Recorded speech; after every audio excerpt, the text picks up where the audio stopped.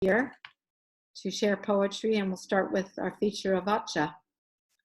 So Avotcja, as you well know, has been published in English and Spanish in the US, in Mexico, and Europe.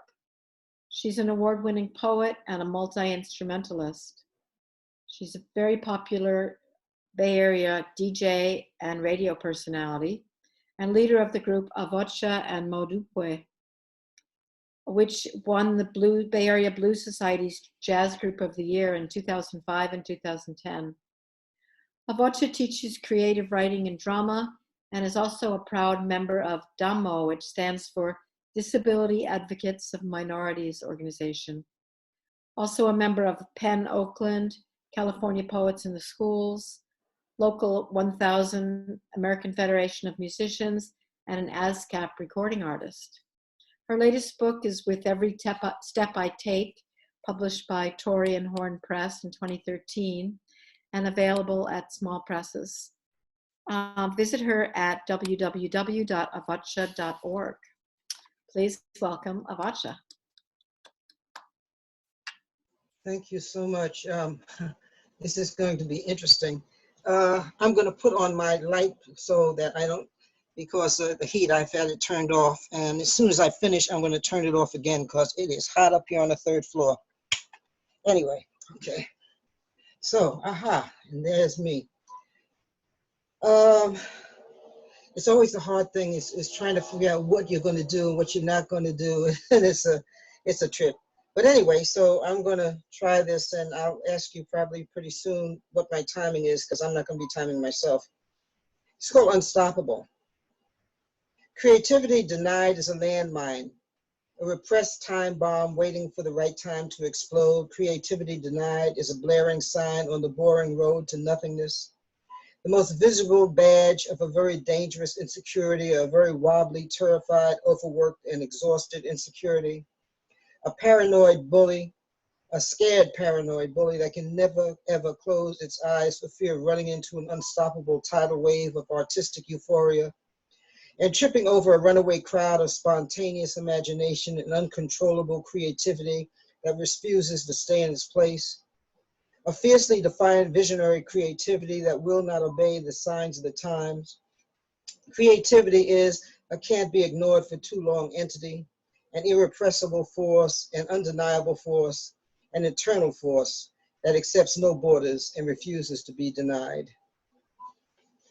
Al Young, my dear friend, the poet laureate of California, emeritus, he had a major stroke, and before he had the stroke, I wrote this for him, and I was reading it at another poetry reading about a week or so ago, and so something happened. And so the end, those of you who've heard it before, the very end has changed just a little bit. But Al is responsible. I have a website. I fought having a website for years. Al bullied me into getting one, and he's responsible for a lot of other things. He made some major insistent changes in my life. I'm very grateful for his friendship, and I'm so sorry for the stroke, but I will love him madly until we both make it to the other side.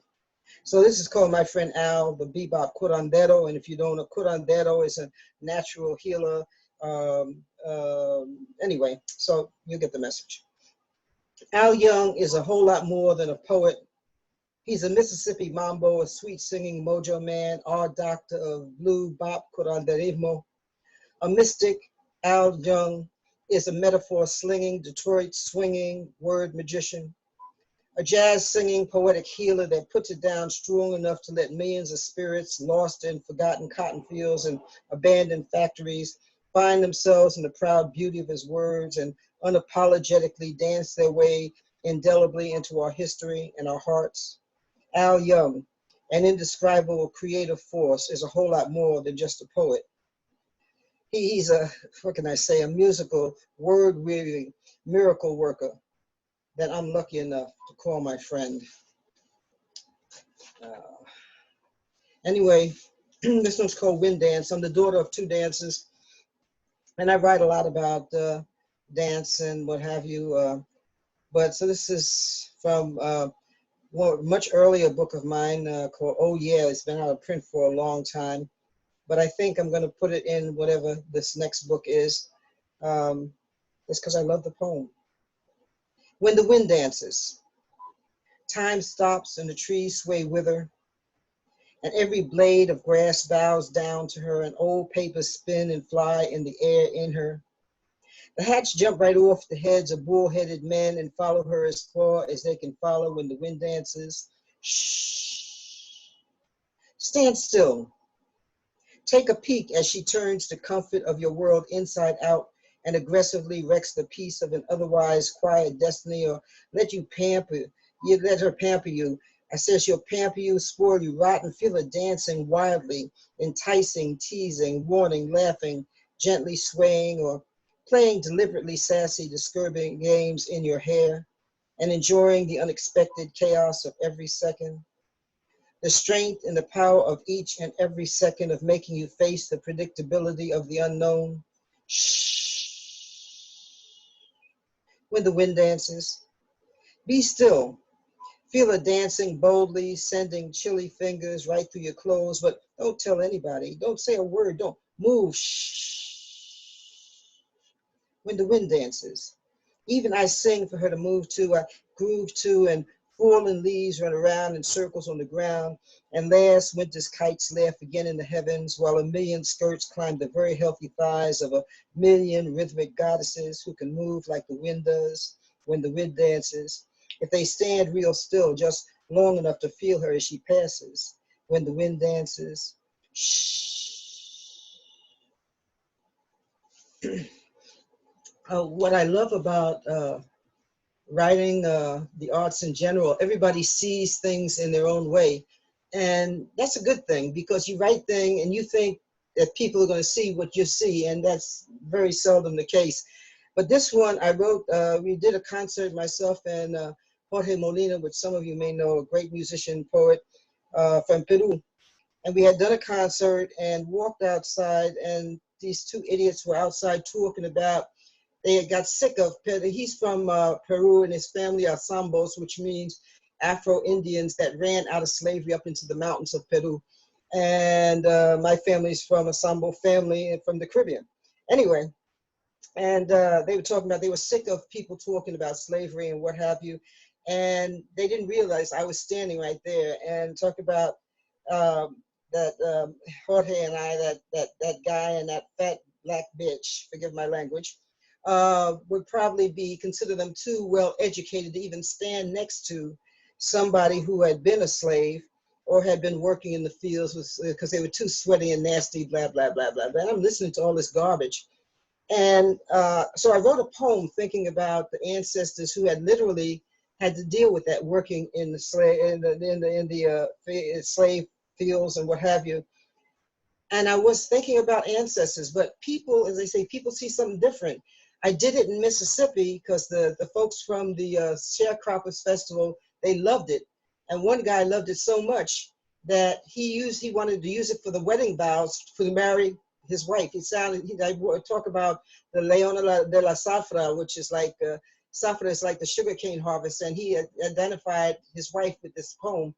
And so everybody sees something different, but basically it was written as a homage to the people who worked in the fields, and since that was called this big fat whatever, you'll hear the reference to a fat blah, blah, blah. And it's in Spanish, and I'll translate the English translation. So it's called Acércate, tu sudor es el perfume que me da la fuerza, or come closer, your sweat is a perfume that makes me strong. Negrona, morena milagrosa, acércate, te veo. Un espíritu ancestral me persigue. Siempre te veo morena, reina bendita de mis sueños y todos mis deseos. Acércate. Te veo negra, sudor en la cara, sudor en los ojos, sudor en el corazón, tu sudor, una ofrenda. Un licor para salvarnos. Amazona indescriptible. Tú eres siempre, siempre eres tú. Creadora eterna de sueños, atrevida, indominable, dueña de la esperanza y todas mis mañanas, acércate negra, leona de las sangras, leona de las zafras, lágrimas en la cara, lágrimas en las manos, lágrimas con sabor, amenazas tu sacrificio escrito en el alma. Te veo, mi prieta. Tú eres la más preciosa, nuestra riqueza. No hay nadie como tú. Realeza, realeza trabajando con una esclava negrona preciosa, vivo nadando en tus lágrimas, Y tomo el sudor de tu sacrificio. Yo soy la fruta de tu trabajo y orgullo negra. Y todavía te veo cada día de mi vida en nuestra belleza que me mira por tu sudor cada día, un otro día, para mantener la fuerza que eres tú en la sangre y con un respeto más viejo del tiempo te pido, negrona, negrona, sudorosa, Comay, acércate, come closer. Your sweat is a perfume that makes me strong. Big black woman, miraculous dark woman, come closer. I see you like an ancestral spirit that's always with me. Dark brown woman, I always see you, blessed matriarch of my dreams. And all my desires come closer. Black woman, I see you, sweat on your face, sweat in your eyes, sweat in your heart, your sweat. A sacred offering to save us. Your superhuman strength is indescribable. You, eternal creator of dreams. Sassy and unbreakable, it's always you. Queen, mother of hope and all my tomorrows, come closer to me. Black woman, lioness of the sugarcane harvest. Tears on your face, tears on your hands, tears that taste like the juice of sugarcane. Your sacrifice is written on my soul. A beautiful black woman, beautiful dark black woman, I see you. You are more precious than gold. You are our wealth, and there is nobody like you. You. Royalty, our royalty, working like a slave, big, beautiful, precious black woman. I live swimming in your tears and proudly drink the sweat of your sacrifice. Black woman, I am the fruit of all your work and pride, and I still see you every single day of my life. I see our beauty looking at me through your sweat every day. Another day to cultivate your legacy in my blood. And with a respect that's older than time, I beg you, beautiful black woman, sweaty lady, sister lady, come closer. During Maria, thank you so much. During Maria, it was unbelievably devastating. And if you fly over the island right now, you'll see the green all over, but it's like peach fuzz on a man's face. The El Yunque, the national rainforest, was reduced to splinters. And I hear people tell me all the time, oh, well, it'll grow back. It takes thousands of years for a rainforest to grow. So, you know, let's be real. It's not a simple little thing. It'll just grow back. Yes, they see the green on the airplane, but it's peach fuzz. Anyway, I wrote this when I saw the pictures of what had happened, because I almost had a nervous breakdown. It was like overwhelming, the damage that happened. And so I wrote this basically to keep my sanity. It's called A Simple Freedom, or Was It Just a Dream? Once upon a time when the world was green, when this earth was heaven, the trees used to sing to us and we sang their praises, danced in honor of their beauty and reveled in the millions of gifts they gave us. Life was a simple but complicated symphony. When lovesick leaves sang and romance-hungry wind spirits and clouds pregnant with the promise of tomorrow kept us drunk on the sweet wine of her rains. Then came the invasion, wood-eating devils that make termites look like angels, the lakes, the streams, the green, all gone, forest of dreams destroyed, the simple beauty of millions of yesterdays eaten by greed and lifelessly regurgitated into the ravaged soil as echoes of green cry in the shadows of what once was. Tree spirits, hidden behind ancestral tombstones, their seedless offspring roam thirsty deserts beside invisible uprooted generations, trying to remember days when nature reigned. And all her green gave the world oxygen to breathe and got the world drunk on the fruit of their love. Days when trees romanced the clouds and rain was the wine of heaven. Now their ghosts silently scream, and wide awake nightmares, restless spirits hidden in the sands of a long ago time, a time before they came. I said they came like an atone swarm of hungry locusts, suicidal wood-eating demons that looked like angels but took joy in the devastation of uprooted generations, in the destruction of sacred medicinal flowers that once perfumed the air, and now the lakes, the streams, the green, all gone. In their place grow tearful memories, crying echoes dancing in the weeds with hurricanes and earthquakes, shadows of days when this earth was heaven, when happiness was being able to safely lie in the grass and just breathe and be serenaded by a chorus of singing frogs and birds. It was a simple, priceless freedom. Or was it just a dream? Once upon a time when the world was green. I hear a lot of folks say, oh, well, it sounds like I'm blaming somebody. I am blaming somebody. What these hurricanes and this weather that we're having is not natural. Anybody from a Caribbean background, or even folks from the South, you can tell, they will tell you this, what you call hurricanes and this stuff that's going on and is not natural. Hurricanes are normal. This is a result of people chopping down. Every time I open my mouth, every minute I talk, somebody is knocking down another 100 acres of rainforest somewhere. Forests, rainforests, they control the weather on a global scale. Those trees produce the oxygen, they eat the garbage that we put into the atmosphere. And that's all been changed. And so nature is rebelling and she's kicking behind right now. And so anyway, how much time do I have? I need to know where I'm at. I can't hear you. I cannot hear you. A good 10 minutes. Okay, good. Thank you. Go ahead. Okay. So anyway, this weather that we're having is not natural.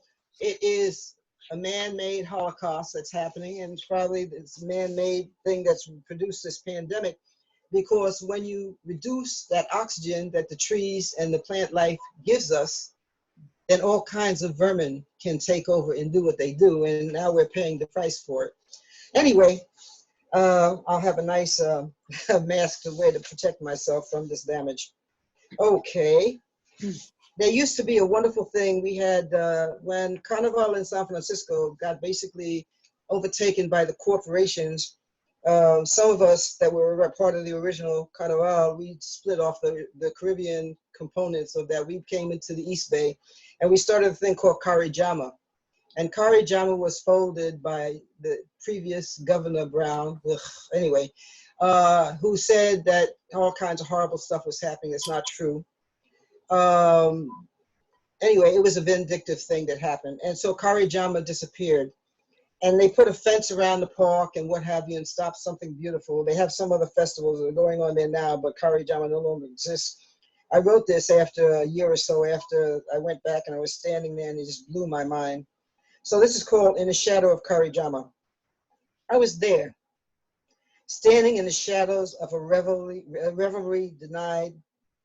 I was invisible, pushed to the side, hidden like yesterday's bacchanal, and the slavery we danced in spite of. I was invisible, unseen like the pain we danced in the face of. Nobody saw me, crying, lost in the shambles. Just another invisible non-entity, an embodied phantom standing alone in between the naked homelessness of the ghosts of Karijama and another trampled on dream in a now fenced in park, in a passionless neighborhood. I left unnoticed, swam all the way home, wrapped in an ocean of sadness, swimming in tears, a bitter tasting travesty, a sea of furious, foul tasting tears, seasoned by hundreds of years of unstoppable pride, just waiting for the right time to be reborn. Still, I want you to know, though I may have been invisible, and you may not have seen me, I was always there, and I was never alone.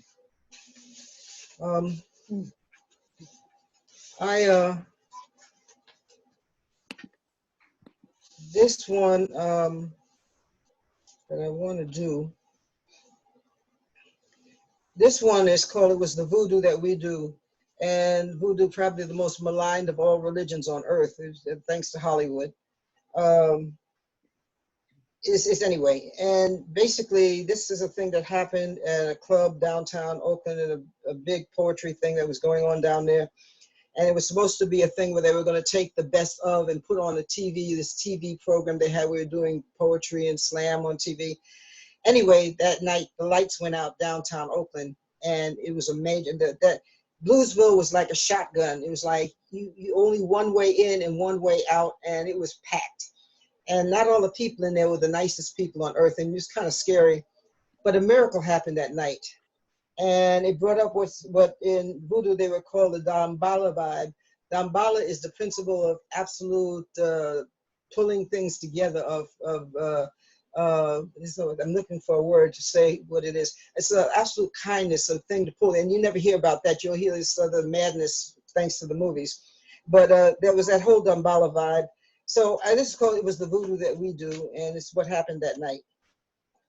We were introduced to Voodoo on that night, that unforgettable night when the lights went out in Bluesville. Brother Ice turned up the heat on the conscious warmth of his love. This young blood wrapped his positive blackness and his joy around us, brazenly covered us in his creative juices, and the lights came on in the church of our souls. Hearts full of poetry flowed, a circle of candles glowed, and waitresses, hard-working waitresses, kept on working, waiting tables in the dark as we filled ourselves with the miracle of each other. It was poetry night, and we were on fire, high as only creativity could take you. More than 100 of us stayed sitting there, overflowing with word power, full of all kinds of creative juju, sitting there in the dark till more and more and more and more and more candles came out and flickered in an almost syncopated rhythm with our poetry. If it wasn't for our poems, you could have heard a pin drop. Respect was the only rule, an unspoken rule, but somehow everyone knew just what to do. It was voodoo.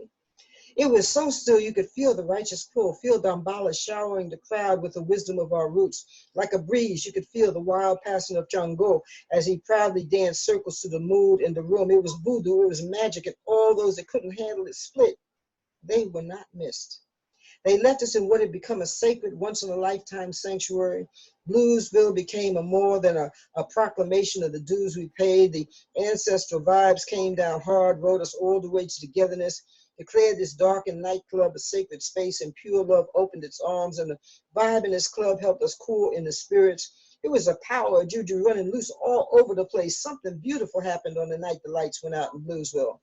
That night, the darkness drowned all the unnecessary drama, took all the spotlight off all the empty plastic in our lives, and we let go of our phony fronts and held each other's backs. When those lights went out, we couldn't hide behind our masks.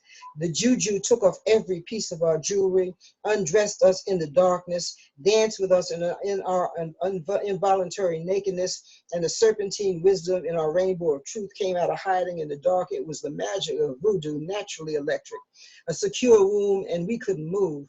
More and more and more candles appeared as more of the uneasy dropped their fears, but most were so into the beauty of the night that we forgot about the darkness. Most of us were even shocked at the disruption when the lights came back on.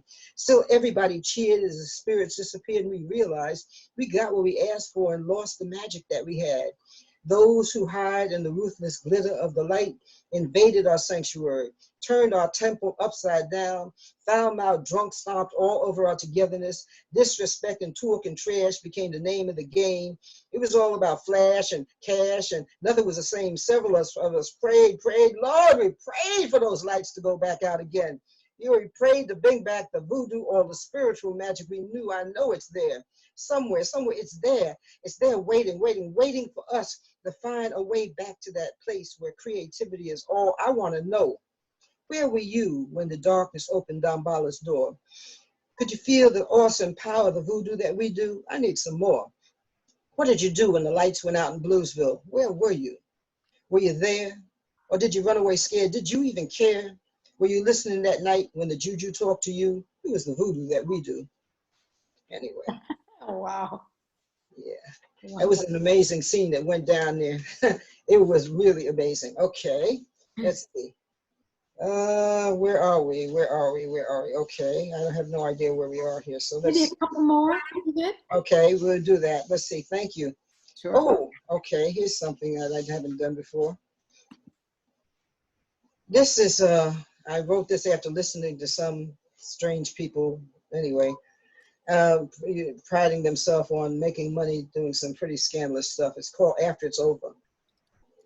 After pimping and dealing and hustling and squealing, after all the slums and 5-bedroom air-conditioned luxury apartments, after you beat off all the lights in your hair and tax collectors at your door, after you learn the game of take and the words that fill the refrigerator, after you've gone from Volkswagens and Fords to Cadillacs and Ferraris, after you become an international intellectual and the spokesman of the jet set, and you kiss the royal behind, all the right behinds on the way to the top, and you've even convinced yourself that the art of brown nosing is an acquired taste, after you've made it, after you're fat in the pocket and mean on the lean, after money makes no difference, even after all the Fortune 500 know your name and sex is just another pastime because you can't remember how to make love, after you've forgotten your first smile and learned to laugh at your last tear, after jive is it's no longer necessary, and your secretary tells all your lies, are you still having fun?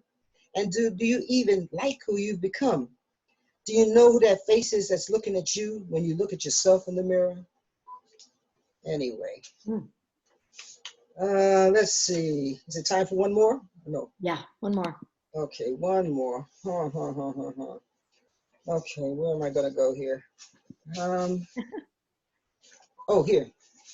One of the CDs that I'm on is Eric Jacobson's Sextet +3, and he wrote a piece in music and commissioned me to write a piece for that music. It's called I Create Creativity.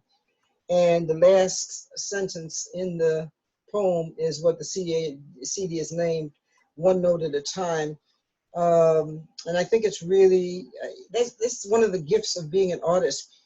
Despite all this madness that's going on, I think that we as artists are probably the healthiest exponent of what's going on right now, because I see us holding on to it better than these other folks who have no, they have no valve, they have no way of expression. And this creativity, I think, is what's going to help us keep on keeping on and stay positive. So anyway, it's called I Create Creativity, and it's on Eric Jacobson's CD. I'm very honored to be on that CD. I was asleep, secure and comfortably asleep, dreaming of peace and love, hypnotized by a mirage of unity and togetherness, dancing away demons of war and hate in what I thought was a land of plenty, and what I'd been taught was the land of the free. Then I opened my eyes, was slapped in the face by a wide-awake nightmare of senseless, suicidal madness, a world of selfishness, insatiable gluttony, and rampant homelessness, created by short-sighted masters of fantasy, so used to dealing from their deck of unfulfillable promises that they can no longer feel anything real. I opened my eyes and found myself sadly looking at those who were empty inside, and seem to think they can fill their emptiness with all kinds of pretty things and tons of money and more and more and more and more and more and more and more money and the newest, prettiest things. And all I could do was cry. Cry for those blindly drunk on greed as I write, and smile as another poem is born, a poem about all the beauty the greedy can no longer see. I believe if we artists could only bottle our tears, no one would ever die of thirst. Our tears would become unifying melodies, creative, love-filled, organic, harmonious medicine, and we, an inspiring army of creativity, just might be able to heal the world one note at a time, one note at a time, one note at a time. Thank you for your ears. Oh. Sorry for my mistakes, but this heat has had it, so I have not been able to sleep, so I'm kind of cross-eyed and what have you, but it's an honor to be here. No mistakes whatsoever. That was wonderful. Great stuff. Wow. Fantastic. Amazing. Yeah. Always, Thank Avotcja. you, Avotcja. You always bring the game. So great. Thank you, and I want to thank Bill, my dear friend and publisher, for being here. He's such a gift in my life, and wow. Anyway, thank you all for being here. It makes my heart sing. Thank you Thank so much. you. Avotcja. Avotcja, you Avotcja always be and the everyone. queen. Maureen Press in the house. I love